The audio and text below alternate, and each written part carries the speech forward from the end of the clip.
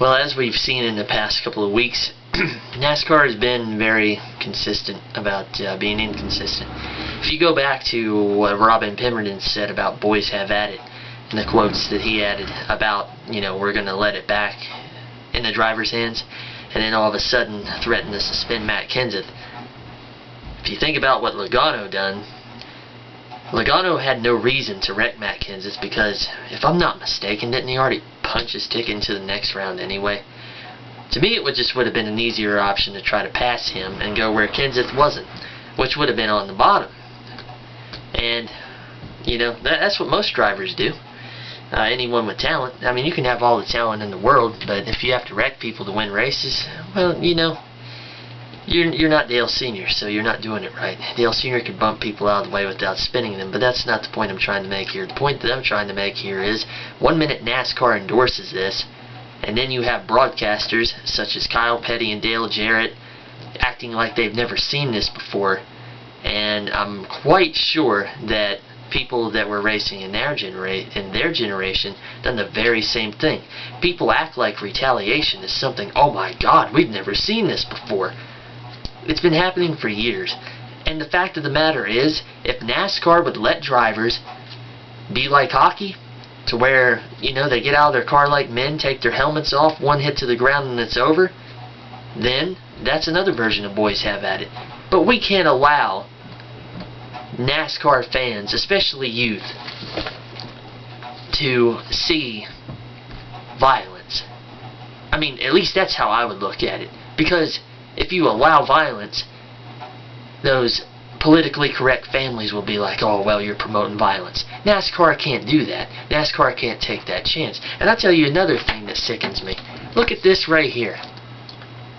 Politically correct. Politically correct.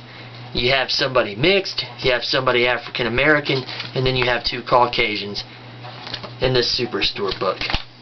I'm not upset about that, but let's face it. It's obvious what the message is here. It's definitely not what NASCAR is, and it's a shame. Everything that Robin Pemberton had to say, completely irrelevant now. It has been. And I agree 110% with what Kyle Busch had to say. It all depends on the name above the door. If it was Dale Earnhardt Jr. doing stuff like this, don't get me wrong, I don't have anything against him, but his fans are idiotic, most of them.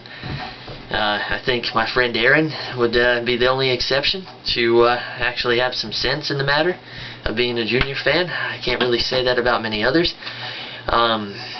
But the fact of the matter is, if you're Kyle Busch, Kurt Busch, Tony Stewart, Matt Kenseth, somebody like that, if you go and do something like that, well, you're going to get suspended.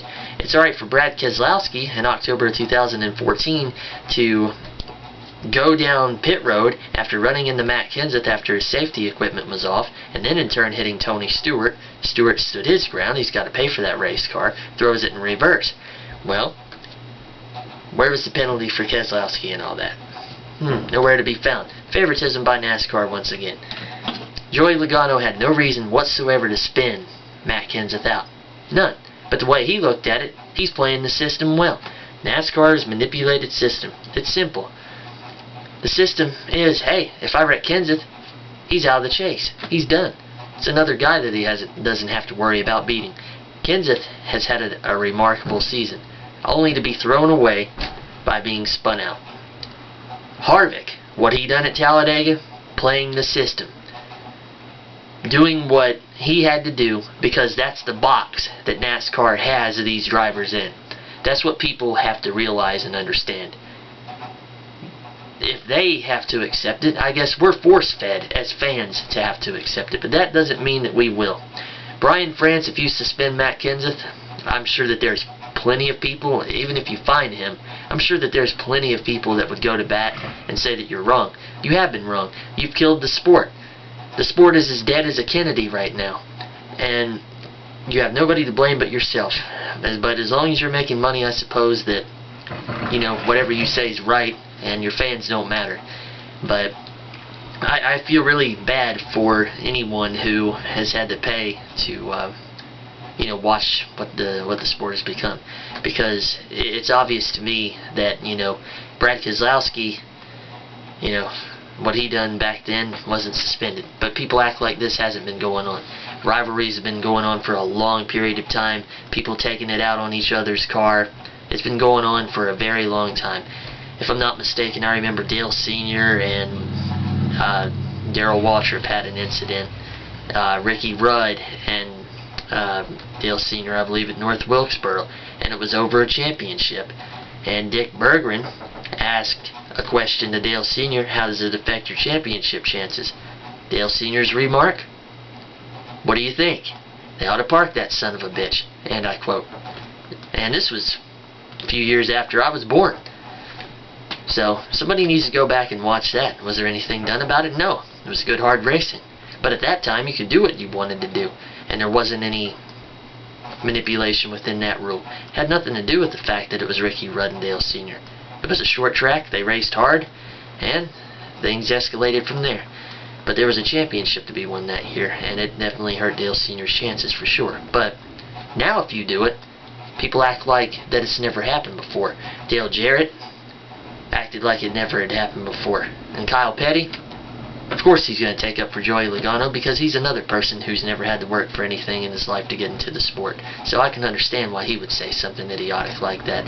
But if you suspend Matt Kenseth, you're sending the wrong message. But you're proving my point, and you're proving Kyle Busch's point, that depending on who you are as a NASCAR driver determines what penalty you get. So I'm going to sit here, gain another 10 pounds, get ready for next Sunday, and see what NASCAR decides to do.